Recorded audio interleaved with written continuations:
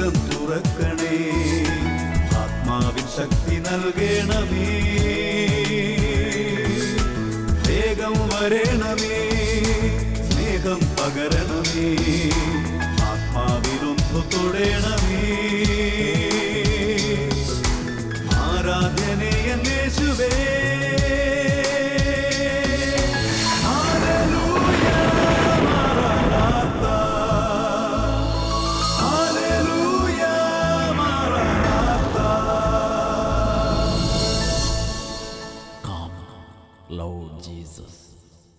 ഇന്ന് നാം ചിന്തിക്കുന്നത് രാത്രിയിൽ വിലാപമുണ്ടായേക്കാം, എന്നാൽ പ്രഭാതത്തോടെ സന്തോഷത്തിൻ്റെ വരവായി. സങ്കീർത്തന പുസ്തകത്തിൽ 30-ാം അധ്യായത്തിൽ 5-ാം തിരുലിഖിതം, രാത്രിയിൽ വിലാപമുണ്ടായേക്കാം, എന്നാൽ പ്രഭാതത്തോടെ സന്തോഷത്തിൻ്റെ വരവായി. ഇതുകൊണ്ട് തീർന്നു എന്ന് പറഞ്ഞ് ആരെയും എഴുതി തള്ളരുത്. ഹല്ലേലൂയ. എൻ്റെ ഈ കടബാധ്യത കൊണ്ട് ഞാൻ നശിച്ചു, ഇനി ഞാൻ തലപൊക്കാൻ പോണില്ല എന്ന് ആരും ചിന്തിക്കരുത്. അല്ലെങ്കിൽ ഇപ്പോഴത്തെ ഈ കുടുംബ പ്രശ്നം കൊണ്ട് എല്ലാം തകർന്ന് തവിട് പൊടിയായി, ഇനി ഒരിക്കലും ഈ കുടുംബം രക്ഷപ്പെടാൻ പോണില്ല, അങ്ങനെയും ചിന്തിക്കരുത്. ദൈവം പോലും കൈവിട്ട് കഴിഞ്ഞു. കാരണം അത്രമാത്രം കൊടിയ പാപമാണ് ഞങ്ങളുടെ കുടുംബത്തിൽ ചെയ്തിരിക്കുന്നത്. അതുകൊണ്ട് ഇനി രക്ഷയില്ല. അങ്ങനത്തെ ചിന്തയും എൻ്റെയും നിങ്ങളുടെ ഹൃദയത്തിൽ എന്നെയും നിങ്ങൾ ഉപദ്രവിക്കാൻ പാടില്ല എന്ന് ദൈവമായ കർത്താവ് ആഗ്രഹിക്കുന്നുണ്ട്. ദൈവത്തിൻ്റെ വചനം പഠിപ്പിക്കുകയാണ്, ഒരു പക്ഷേ കർത്താവ് ചില കാലത്ത് നമ്മളെ ശാസിക്കും. കർത്താവിൻ്റെ ഭക്തൻ കർത്താവിൻ്റെ ശാസനത്തെ നിസ്സാരമാക്കരുത്.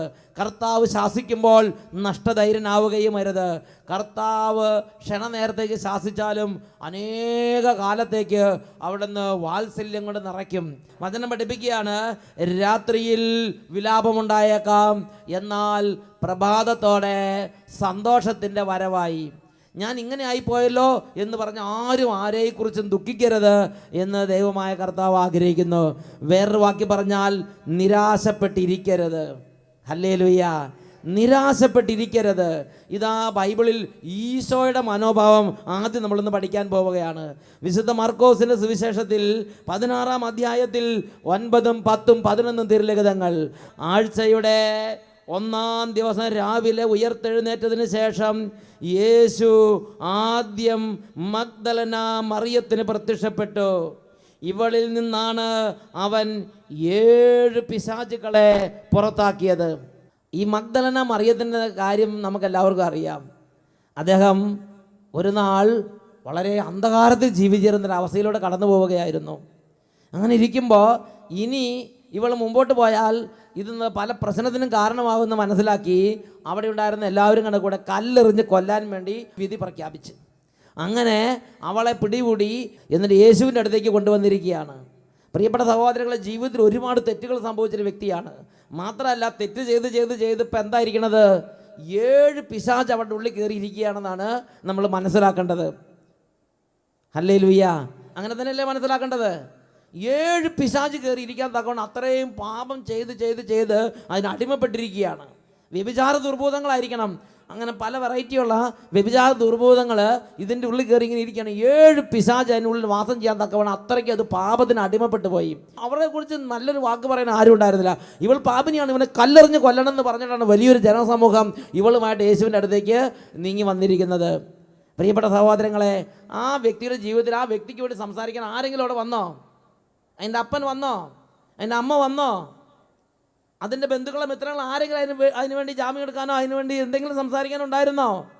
അതിനുവേണ്ടി സംസാരിക്കാൻ ഈ ലോകത്തിൽ ആരും ഉണ്ടായിരുന്നില്ല. കാരണം എല്ലാവരും അതിനെ എഴുതി തള്ളി. അതിൻ്റെ കാര്യം പോക്കാണ്, അത് വഴിപഴച്ചതാണ്, അതിനെ ഇനി നോക്കിയിട്ട് കാര്യമില്ല. അങ്ങനെ ഒരാൾ, അങ്ങനെ ഒരു കുട്ടി എനിക്ക് ജനിച്ചിട്ടില്ലെന്ന് കരുതിയാൽ മതിയെന്ന് അപ്പനും അമ്മയും ചിന്തിച്ചിട്ടുണ്ടാകണം. അങ്ങനെ ഒരാൾ ഈ കുടുംബത്തിൽ ഇല്ലെന്ന് അതിൻ്റെ കൂടപ്പിറപ്പുകൾ കരുതിയിട്ടുണ്ടാകണം. അങ്ങനെ ഇതിൻ്റെ തോന്നിയാസത്തിൽ പോകുന്നൊരു കാലം.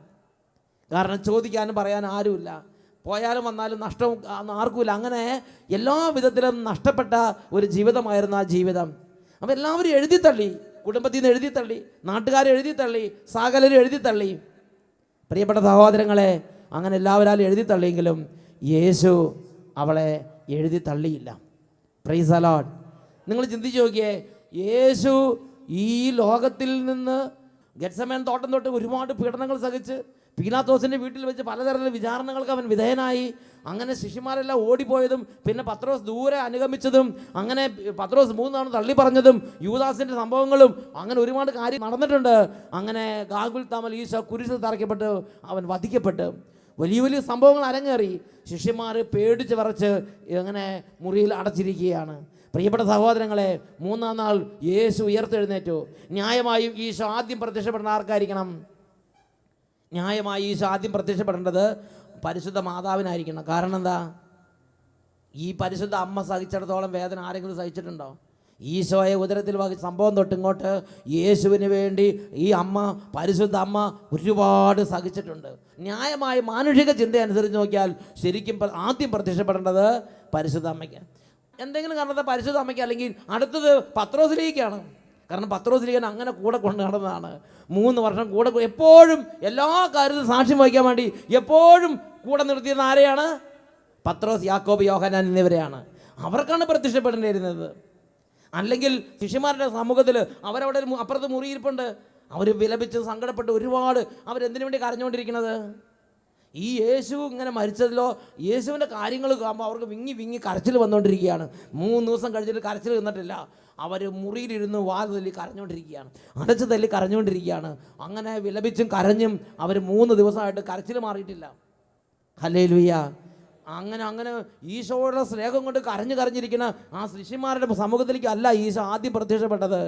ആദ്യമായിട്ടും ഈശോ പ്രത്യക്ഷപ്പെട്ടത് ആർക്കാണ്? മർക്കോസിൻ്റെ സുവിശേഷത്തിൽ വചനത്തിൽ നമ്മൾ വായിക്കുകയാണ്. ആഴ്ചയുടെ 1-ാം ദിവസം രാവിലെ ഉയർത്തെഴുന്നേറ്റതിന് ശേഷം യേശു ആദ്യം മഗ്ദലന മറിയത്തിന് പ്രത്യക്ഷപ്പെട്ടു. ഇവളിൽ നിന്നാണ് അവൻ 7 പിശാചുക്കളെ പുറത്താക്കിയത്.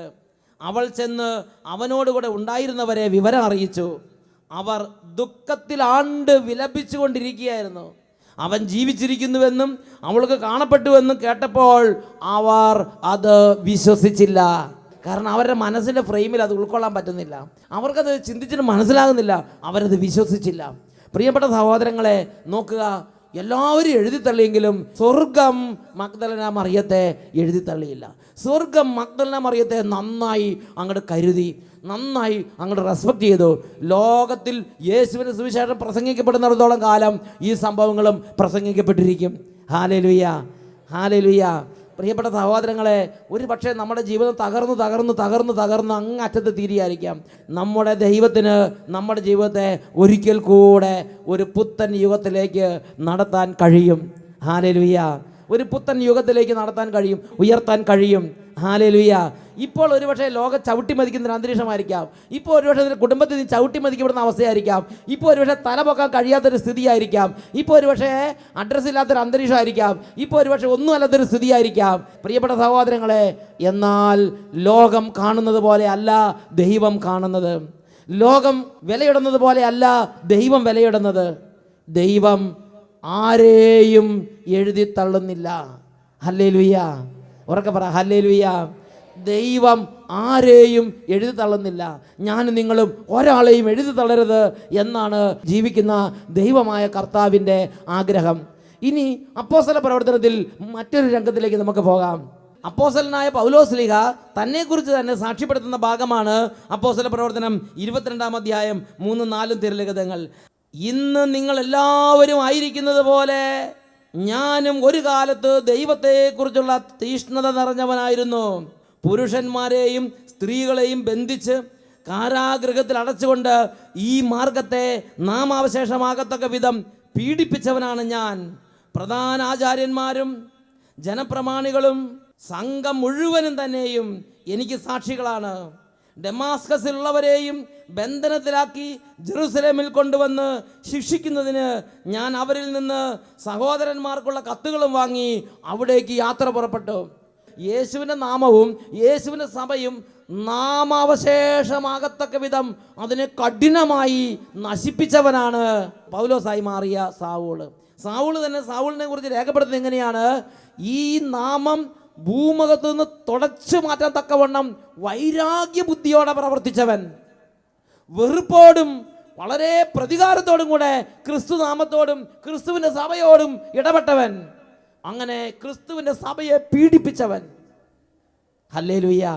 ഒരു കാലത്ത് തിരുസഭയുമായ ബന്ധത്തിൽ കഠിനമായ തകർച്ച വന്ന് ഒരുപക്ഷെ സഭയ്ക്കെതിരെ നീങ്ങിയ ഒരു വ്യക്തിയായിരിക്കാം, ഒരുപക്ഷെ സഭ ഉപേക്ഷിച്ച് പോയൊരു വ്യക്തിയായിരിക്കാം. ചില പ്രത്യേക അറിവിൻ്റെ അടിസ്ഥാനത്തിൽ, ചില പ്രത്യേക തീഷ്ണത കൊണ്ട് അങ്ങോട്ടും ഇങ്ങോട്ടും നീങ്ങിപ്പോയൊരു അന്തരീക്ഷം ഉണ്ടായിരുന്നിരിക്കാം. ഇത്തിരിയൊക്കെ വെറുപ്പോടും സഭയെ തുടച്ചു മാറ്റണമെന്ന് വിചാരിച്ച് കച്ചകെട്ട് ഇറങ്ങിയ ഒരു പ്രവർത്തന രീതിയുടെ ഉടമയായിരുന്നിരിക്കാം ഒരുപക്ഷെ ഒരു കാലത്ത് ഞാനും നിങ്ങളും. അല്ലെങ്കിൽ സഭാസംബന്ധമായ കാര്യങ്ങളിൽ, ക്രിസ്തു നാമസംബന്ധമായ കാര്യങ്ങളിൽ ഭയങ്കര വെറുപ്പോടുകൂടെ മതവിരോധിയായി പ്രവർത്തിച്ചിരുന്ന ഒരു മതവിരോധിയായിരുന്നിരിക്കാം ഞാനും നിങ്ങളും. ഒരുപക്ഷെ ഒരു യുക്തിവാദിയായിരുന്നിരിക്കാം, ഒരുപക്ഷെ ഒരു നിരീശ്വര ചിന്തകനായിരുന്നിരിക്കാം, ഒരുപക്ഷെ അടങ്ങാത്ത കലിയുമായി വിശ്വാസത്തിനും സഭയ്ക്കും യേശുവിൻ്റെ നാമത്തിനെതിരായി നീങ്ങിക്കൊണ്ടിരുന്ന ഒരവസ്ഥയായിരുന്നിരിക്കാം. പ്രിയപ്പെട്ട സഹോദരങ്ങളെ, എന്നാലും ദൈവം അവരെയും എഴുതി തള്ളുന്നില്ല. Price the Lord. ദൈവം ആരെയും എഴുതി തള്ളുന്നില്ല. സാവൂളിനെ ദൈവം എഴുതി തള്ളിയില്ല. സാവൂളിനെ ദൈവം അങ്ങോട്ട് സ്നേഹിച്ച്, ദൈവം സാവൂളിനെ അങ്ങോട്ട് സന്ദർശിച്ച്, വൈക്കോലിൽ തീപ്പൊരി എന്നതുപോലെ ഇതാ സാവൂൾ കത്തിപ്പടരുകയാണ്. അവനങ്ങോട്ട് പ്രകാശിച്ച് ദൈവത്തിൻ്റെ മഹത്വം അവൻ്റെ മേലെ അങ്ങോട്ട് ഉദിച്ച് അവൻ്റെ അന്ധകാര യുഗത്തിന് ഒരു അറുതിയുണ്ടായി. അവൻ ഒരു പ്രകാശത്തിൻ്റെ യുഗത്തിൻ്റെ ഉടമയായി മാറി. അവൻ സ്വർഗരാജ്യത്തിൻ്റെ അനുഭവത്തിൻ്റെ, സ്വർഗരാജ്യത്തിൻ്റെ ശിഷ്യൻ എന്ന നിലയിലുള്ള ഒരു ജീവിതത്തിന് ഉടമയായി അപ്പോസ്തലനായ പൗലോസ് രൂപാന്തരപ്പെട്ടു. പ്രിയപ്പെട്ട സഹോദരങ്ങളെ, ഇന്നത്തെ സ്ഥിതി എന്തു തന്നെയാണെങ്കിലും ശരി, ഇതിൽ എന്നെയും നിങ്ങളെ രൂപാന്തരപ്പെടുത്താൻ എൻ്റെ ദൈവമായ കർത്താവിന് കഴിയും. സങ്കീർത്തന പുസ്തകത്തിൽ വായിച്ചു, രാത്രിയിൽ വിലാപമുണ്ടായേക്കാം, ഒരുപാട് അരുതായ്മകളും ഒരുപാട് തോന്നിയാസങ്ങളും വഷളത്വങ്ങളും അബദ്ധങ്ങളും അരങ്ങേറുന്ന അജ്ഞതയിലൊരു കാലഘട്ടമുണ്ട്. Praise the Lord. ഓരോ ജീവിതത്തിനും അജ്ഞതയുടെ ഒരു കാലഘട്ടമുണ്ട്. ഓരോ കുടുംബത്തിനും അന്ധകാരത്തിൻ്റെ ഒരു കാലഘട്ടമുണ്ട്. ഓരോ ആയുസ്സിനും തകർച്ചയുടെ ഒരു കാലഘട്ടമുണ്ട്. രാത്രിയിൽ വിലാപമുണ്ടായേക്കാം, എന്നാൽ ഇതോടുകൂടെ ജീവിതം അവസാനിക്കുന്നില്ല. ഇതോടുകൂടെ എല്ലാം തീരുന്നില്ല. ഇതോടുകൂടെ എല്ലാം തവിടുപൊടിയാകുന്നില്ല. ഇതോടുകൂടെ എല്ലാം അസ്തമിക്കുന്നില്ല. പ്രഭാതത്തോടെ സന്തോഷത്തിൻ്റെ വരവായി ഈ രാത്രിക്ക് ശേഷം സുനിശ്ചിതമായ ഒരു പ്രഭാതമുണ്ട്. കർത്താവ് വരുന്ന ഒരു ദിവസമുണ്ട്. കർത്താവ് സന്ദർശിക്കുന്ന ഒരു മണിക്കൂറുണ്ട്. കർത്താവ് എനിക്ക് നിങ്ങൾക്കും വേണ്ടി നിശ്ചയിച്ചിട്ടുള്ള ഒരു മുഹൂർത്തമുണ്ട്.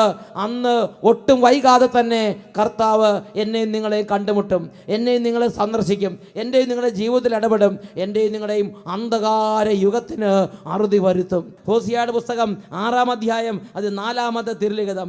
മഴ പോലെ, ഭൂമിയെ നനയ്ക്കുന്ന വസന്തവൃഷ്ടി പോലെ അവിടുന്ന് നമ്മുടെ മേൽ വരും. എഫ്രായീം, ഞാൻ നിന്നോട് എന്തു ചെയ്യും? യൂദയാ, ഞാൻ നിന്നോട് എന്തു ചെയ്യും? നിന്റെ സ്നേഹം പ്രഭാതമേഘം പോലെയും മാഞ്ഞു പോകുന്ന മഞ്ഞുതുള്ളി പോലെയുമല്ലേ. ദൈവത്തിൻ്റെ വചനം വളരെ വ്യക്തമായി പഠിപ്പിക്കുകയാണ്, കർത്താവിൻ്റെ ആഗമനം പ്രഭാതം പോലെ സുനിശ്ചിതമാണ്. കർത്താവ് അത് ആലോചിച്ചുറപ്പിച്ചിട്ടുള്ള ഒരു സംഗതിയാണ്. ഇന്ന ജീവിതത്തിൽ, ഇന്ന കുടുംബത്തിൽ, ഇന്ന സമയത്ത് ഞാൻ അവരെ സന്ദർശിക്കും എന്നുള്ളത്. എന്തിനു വേണ്ടിയാ? നിന്നിൽ മഹത്വം പ്രാപിക്കാൻ വേണ്ടി തന്നെ, ഇന്ന കുടുംബത്തിൽ മഹത്വം പ്രാപിക്കാൻ വേണ്ടി തന്നെ, ഇന്ന ജീവിതത്തിൽ മഹത്വം പ്രാപിക്കാൻ വേണ്ടി തന്നെ അവിടുന്ന് സന്ദർശനത്തിന് വേണ്ടി ഒരു മണിക്കൂറും ഒരു ദിവസവും നിശ്ചയിച്ചുറപ്പിച്ചിട്ടുണ്ട്. ഹല്ലേലൂയ. പ്രിയപ്പെട്ട സഹോദരങ്ങളെ, ഇതിൻ്റെ മറ്റൊരു മേഖലയും കൂടെ നമ്മളൊന്ന് ചിന്തിക്കാൻ പോവുകയാണ്. ഇത് നമ്മൾ ചിന്തിക്കുന്നത് ദിനവൃത്താന്തം 2-ാമത്തെ പുസ്തകത്തിൽ 36-ാം അധ്യായത്തിൻ്റെ അവസാനത്തെ പാരഗ്രാഫ് പഠിച്ചുകൊണ്ടാണ്. ഇതാ ദൈവജനത്തിൻ്റെ ഒരു ചിത്രം രേഖപ്പെടുത്തപ്പെട്ടിരിക്കുകയാണ്. എന്താ ദൈവജനത്തിൻ്റെ ചിത്രം? ആ ജനത്തിന് ഒരു രാജാവ് ഉണ്ടായിരുന്നു. ആ രാജാവാണ് സെദക്കിയ രാജാവ്. ഈ സെദക്കിയ രാജാവിൻ്റെ പ്രത്യേകത, അവൻ തോന്നിവാസിയും അവൻ വഷളനും അവൻ വെറിയനുമായ ഒരു രാജാവായിരുന്നു. ജനത്തിൻ്റെ നേതാവ്.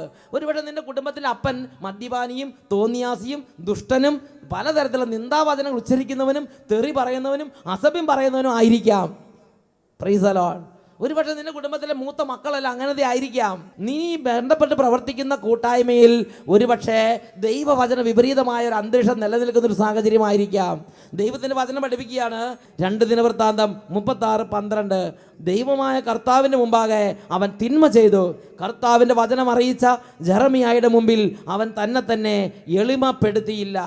അവിടെ ധാർഷ്ട്യം പെരുകി, അവിടെ കള്ളവും ചതിയും വഞ്ചനയും പെരുകി, പാപത്തിൻ്റെ മേൽ പാപം അവിടെ കുന്നുകൂടി. ജെറമിയായുടെ പുസ്തകത്തിൽ 6-ാം അധ്യായത്തിൽ 7-ാം തിരുലിഖിതത്തിൽ ഈ കാലഘട്ടത്തെ വർണ്ണിക്കുന്നത് എങ്ങനെയാണ്? കിണറ്റിൽ പുതുവെള്ളം നിറയുന്നത് പോലെ ജെറൂസലേമിൽ പുതിയ പുതിയ അകൃത്യങ്ങൾ ഉണ്ടായി. ഒരുപക്ഷെ നിന്റെ ഇടവകയിലെ സ്ഥിതി അങ്ങനെ ആയിരിക്കാം, ഒരുപക്ഷെ നിന്റെ കുടുംബത്തിലും അതായിരിക്കാം. കിണറ്റിൽ പുതുവെള്ളം നിറയുന്നത് പോലെ ജെറൂസലേമിൽ പുതിയ പുതിയ അകൃത്യങ്ങളുണ്ടായി. നിന്റെ വ്യക്തിപരമായ ജീവിതത്തെക്കുറിച്ച് ചിന്തിച്ച് നോക്കിക്കേ. ഒരുപക്ഷെ നീ കൂടെ കൂടെ ധ്യാനം കൂടുന്നു, നീ കൂടെ കൂടെ വചനം കേൾക്കുന്നു, പക്ഷേ നിന്റെ പ്രായോഗികമായ സ്ഥിതി, നിന്റെ ഇപ്പോഴത്തെ സ്ഥിതി കിണറ്റിൽ പുതുവെള്ളം നിറയുന്നത് പോലെ ജെറൂസലേമിൽ പുതിയ പുതിയ അകൃത്യങ്ങൾ നിറയുന്ന ഒരു സാഹചര്യമായിരിക്കാം. ദൈവമായ കർത്താവിലേക്ക് തിരിയാതെ അവർ ഹൃദയം കഠിനമാക്കി ദുശാഠ്യത്തിൽ തുടർന്നു. ജനതകളുടെ മ്ലേച്ഛതകൾ അനുകരിച്ച് പുരോഹിത പ്രമുഖന്മാരും ജനങ്ങളും അത്യധികം അവിശ്വസ്തരായി തീർന്നു. ജെറൂസലേമിൽ കർത്താവിന് പ്രതിഷ്ഠിതമായിരുന്ന ആലയം അവർ അശുദ്ധമാക്കി. പിതാക്കന്മാരുടെ ദൈവമായ കർത്താവ് തൻ്റെ ജനത്തോടും വാസസ്ഥലത്തോടും കരുണ തോന്നി അവരുടെ അടുത്തേക്ക് തുടർച്ചയായി ദൂതന്മാരെ അയച്ചുകൊണ്ടിരുന്നു. എന്നാൽ അവർ ദൈവത്തിൻ്റെ ദൂതന്മാരെ പരിഹസിക്കുകയും അവിടുത്തെ വാക്കുകൾ പുച്ഛിച്ച് തള്ളുകയും പ്രവാചകന്മാരെ അവഹേളിക്കുകയും ചെയ്തുകൊണ്ടിരുന്നു. അങ്ങനെ കർത്താവിൻ്റെ ക്രോധം അപ്രതിഹതമാം വിധം അവിടുത്തെ ജനത്തിനെതിരെ ഉയർന്നു. കൽദായ രാജാവിനെ അവിടുന്ന് അവർക്കെതിരെ കൊണ്ടുവന്നു. അവൻ അവരുടെ യുവാക്കളെ വിശുദ്ധ സ്ഥലത്ത് വെച്ച് വാളിനിരയാക്കി. യുവാക്കളോടോ കന്യകകളോടോ വൃദ്ധന്മാരോടോ പടുകിഴവന്മാരോടോ അവൻ കരുണ കാണിച്ചില്ല. ദൈവം എല്ലാവരെയും അവൻ്റെ കൈകളിൽ ഏൽപ്പിച്ചു. ദേവാലയത്തിലെ ചെറുതും വലുതുമായ പാത്രങ്ങളും കർത്താവിൻ്റെ ആലയത്തെയും രാജാവിൻ്റെയും പ്രഭുക്കന്മാരുടെയും കൊട്ടാരങ്ങളിലെ നിക്ഷേപങ്ങളും അവൻ ബാബിലോണിലേക്ക് കൊണ്ടുപോയി.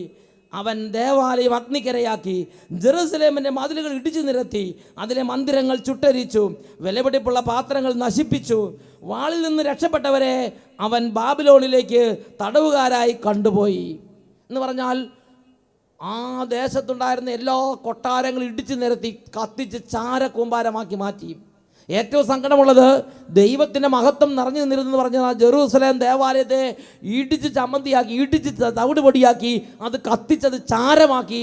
അവിടെ ഉണ്ടായിരുന്ന വിശുദ്ധ ബലിയർപ്പണത്തിന് മറ്റു കാര്യങ്ങൾക്കുണ്ടായിരുന്ന എല്ലാ കാര്യങ്ങളും അവൻ എടുത്ത് അവൻ കൊള്ള വസ്തുവായി അവൻ ബാബിലോണിലേക്ക് കൊണ്ടുപോയി.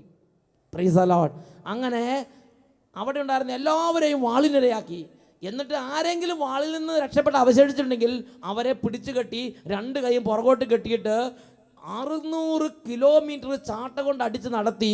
അങ്ങനെ ഇസ്രായേൽ രാജ്യത്ത് നിന്ന് ഇന്ന് ഇറാഖ് എന്നറിയപ്പെടുന്ന ബാബിലോൺ നാട്ടിലേക്ക് കൊണ്ടുവന്നു. ബാബിലോൺ എന്ന് പറഞ്ഞാൽ ഇന്നത്തെ ഇറാഖാണ്, അന്നത്തെ ബാബിലോൺ. അപ്പം അതുകൊണ്ട് ഇസ്രായേൽ രാജ്യത്ത് നിന്ന് 600 കിലോമീറ്റർ ചാട്ടയ്ക്കടിച്ച് അവരെ നടത്തി ഇതാ ബാബിലോണിലേക്ക് കൊണ്ടുവന്നു. കാരണം അവരുടെ അകൃത്യങ്ങൾ അത്രമാത്രം ആകാശത്തോളം ഉയർന്ന ഒരു അന്തരീക്ഷമായിരുന്നു.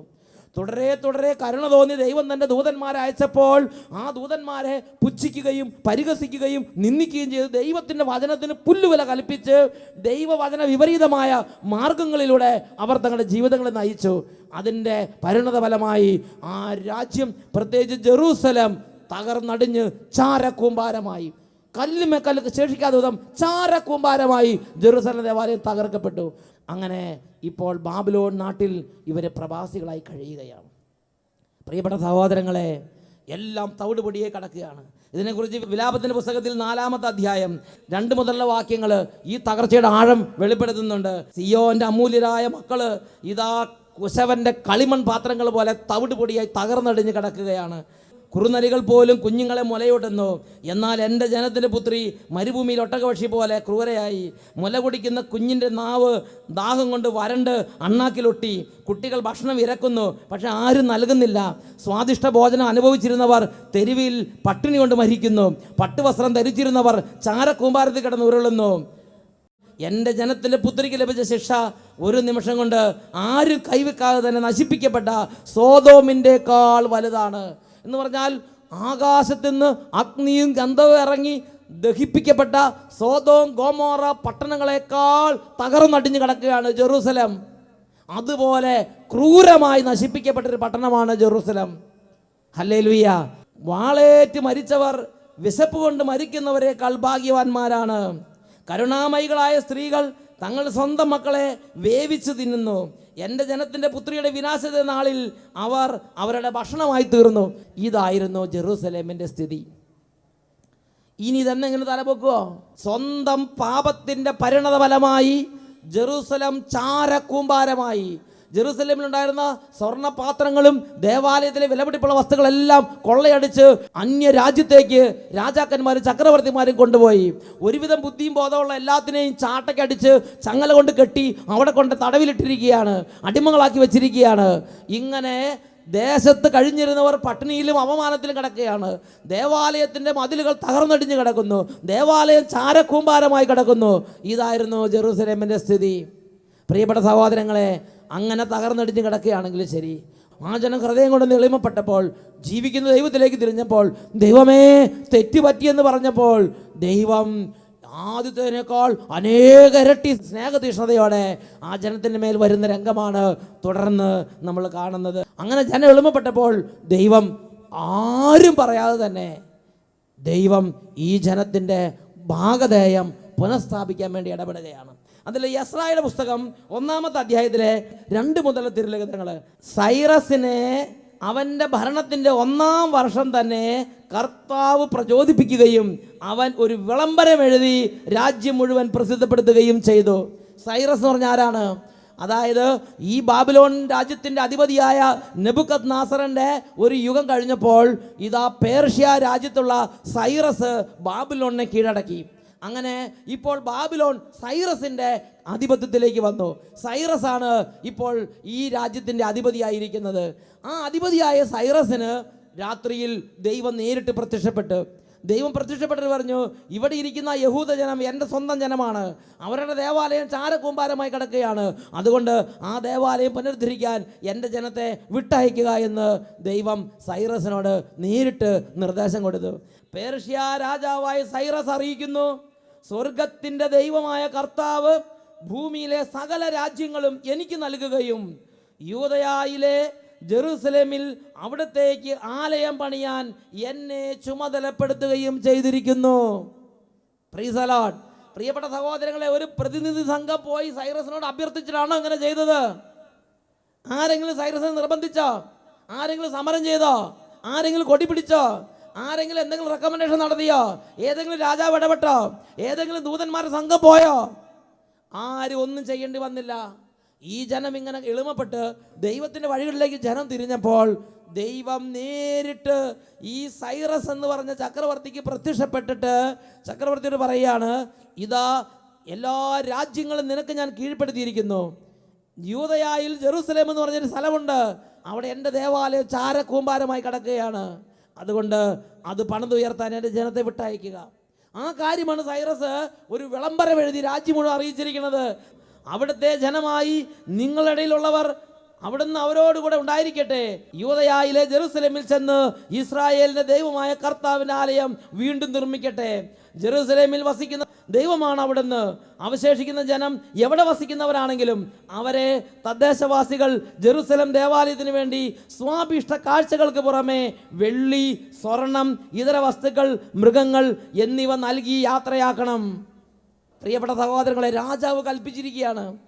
അപ്പോൾ ഈ ജനം ബാബിലോണിൽ ചെതറിപ്പാർക്കുമ്പോൾ അവിടെയുള്ള മറ്റു ജനങ്ങൾ ഇവർക്ക് ദേവാലയം പണിയാനുള്ള എല്ലാം നൽകി ഇവരെ സമ്പന്നരാക്കി പറഞ്ഞയക്കണം. ആ ജനം അതുപോലെ ചെയ്തു. അവർ വസിച്ചിരുന്ന ദേശത്തെ ആളുകൾ സ്വാഭിഷ്ട കാഴ്ചകൾക്ക് പുറമെ വെള്ളിപ്പാത്രങ്ങൾ, സ്വർണം, ഇതര വസ്തുക്കൾ, മൃഗങ്ങൾ, വിലയേറിയ സാധനങ്ങൾ എന്നിവ നൽകി അവരെ സഹായിച്ചു. നെബൂഖദ്നേസർ ജെറൂസലേമിലെ കർത്താവിൻ്റെ ഭവനത്തിൽ നിന്ന് കൊണ്ടുവന്ന തൻ്റെ ദേവന്മാരുടെ ക്ഷേത്രത്തിൽ വെച്ചിരുന്ന പാത്രങ്ങൾ സൈറസ് രാജാവ് എടുത്ത് അവർക്ക് കൊടുത്തു. വേറെ ആരും ഇടപെടാതെ ദൈവം നേരിട്ട് ഇടപെട്ട് ജനം തിരിച്ചു വരികയാണ്. ഹല്ലേലൂയ. ദൈവം അവരെ സന്ദർശിച്ച് അവർ ചാരക്കൂമ്പാരമായി അങ്ങനെ തകർന്നടിഞ്ഞ് ബാബിലോൺ അങ്ങനെ നശിച്ച് നാമാവശേഷമായി തകർന്നടിഞ്ഞ് കിടക്കുമ്പോൾ ദൈവം അവരെ സന്ദർശിച്ച് ദൈവം അവർക്ക് വേണ്ടി ഇടപെട്ട് ദൈവം അവരെ ഒരിക്കൽ കൂടെ ഒരു പുത്തൻ യുഗത്തിലേക്ക് കൂട്ടിക്കൊണ്ടുവന്നു. അവരധ്വാനിക്കാതെ, അവർ ചോദിക്കാതെ, അവരിടപെടാതെ, അവർ ഹൃദയം എളിമപ്പെടുത്തുക മാത്രമേ ചെയ്യേണ്ടി വന്നുള്ളൂ. അവർ ഹൃദയം എളിമപ്പെടുത്തിയപ്പോൾ അവർക്ക് വേണ്ടി സർവശക്തനായ ദൈവം ഇതെല്ലാം അവർക്ക് വേണ്ടി ചെയ്തു കൊടുത്തു. വലിയ നിധിശേഖരങ്ങളോടെ അവർ ദേവാലയ പണിക്ക് വേണ്ടി ജെറുസലേമിലേക്ക് തിരിച്ചു വരുന്ന രംഗം നമുക്ക് എസ്രായുടെ പുസ്തകത്തിൽ വായിക്കാൻ സാധിക്കും. പ്രിയപ്പെട്ട സഹോദരങ്ങളെ, ദൈവത്തിൻ്റെ വചനം വളരെ വ്യക്തമായി പഠിപ്പിക്കുകയാണ്. രാത്രിയിൽ വിലാപമുണ്ടായേക്കാം. ഒരു കാലത്ത് ചെയ്ത അനർത്ഥങ്ങൾ, ഒരു കാലത്ത് ചെയ്ത അകൃത്യങ്ങൾ, ഒരു കാലത്ത് തിന്മ, അജ്ഞതര കാലഘട്ടത്തിൽ ഒരുപാട് തോന്നിയാസിൽ തലകുത്തി മറിഞ്ഞ് അങ്ങനെ ജീവിതം തകർന്ന് തരിപ്പണമായി കിടക്കുന്നൊരു സാഹചര്യമാകാം. ബിസിനസ് തകർന്ന് തരിപ്പണമായി കിടക്കുന്ന സാഹചര്യമാകാം. പ്രാർത്ഥന ജീവിതം പാടെ അറ്റുപോയൊരവസ്ഥയായിരിക്കാം. വിശ്വാസം ക്ഷയിച്ചു പോയൊരു അന്തരീക്ഷമായിരിക്കാം. ഒരിക്കൽ ലോകത്തിന് റാണിയായിരുന്നവൾ, ഒരിക്കൽ നഗരങ്ങളുടെ റാണിയായിരുന്നവൾ ചാരക്കൂമ്പാരമായി കടന്നതുപോലെ, ജെറുസലേം കടന്നതുപോലെ ഒരുപക്ഷെ പ്രിയ പൈതലേ, നീ ഒരുപക്ഷെ ഒരു കാലത്ത് ആത്മീയമായി ഒരു വലിയ ഉത്തുംഗ ഗോപുരമായിരുന്നിരിക്കാം. ഒരുപക്ഷെ ഒരുപാട് പ്രാർത്ഥിച്ചിരുന്നവനായിരിക്കാം. ഇന്ന് ഒന്നിനും കഴിയാതെ എല്ലാം കെട്ട് ചാരമായി തവിടുപൊടിയായി കിടക്കുന്ന അന്തരീക്ഷമാണെങ്കിലും നിന്റെ ദൈവത്തിന് നിന്നോടുള്ള കരുണ അസ്തമിച്ചിട്ടില്ല. രാത്രിയിൽ വിലാപമുണ്ടായേക്കാം, എന്നാൽ പ്രഭാതത്തോടെ സന്തോഷത്തിൻ്റെ വരവായി. കർത്താവിൻ്റെ സന്ദർശനം അവസാനിച്ചിട്ടില്ല. ഇനിയും കർത്താവ് എന്നെയും നിങ്ങളെയും സന്ദർശിക്കും. ഹല്ലേലൂയ.